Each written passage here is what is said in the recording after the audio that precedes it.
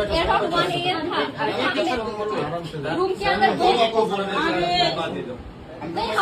हमको बोलने के मौका तो दो।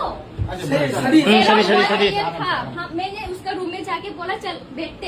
हम 2 बैठी थी, फिर ये भी आया, हम 3 बैठा हुआ था। फिर ये पूरा नशा में था, नशा की स्मेल आ रहा था, पूरा स्मेल है। हम लोग ये भी था। फिर इसको बोला तू अंदर जा, ये अंदर चला गया। हाँ, अराउंड 1:30 ऐसा कुछ हुआ। फिर ये हमको उसका बातें बोलने लगा, तेरे को पता है मैंने इस घर में किस किस को चूदा, ये क्या बात हुआ उसका। मैंने बोला आप तो बड़ी हो। इसने क्या बोला, मैंने माफूटी को चूदा। उसका फिगर बहुत मस्त था, उसका लूज था। ये क्या बात हुआ। मेडिकल अरे मामा मिबो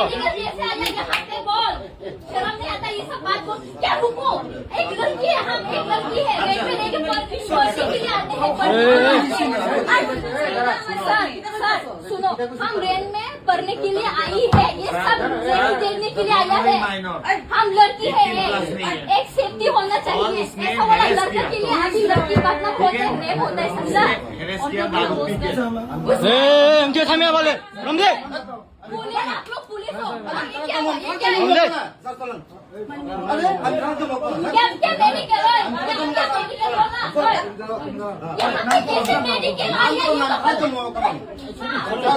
और आता तो ले ली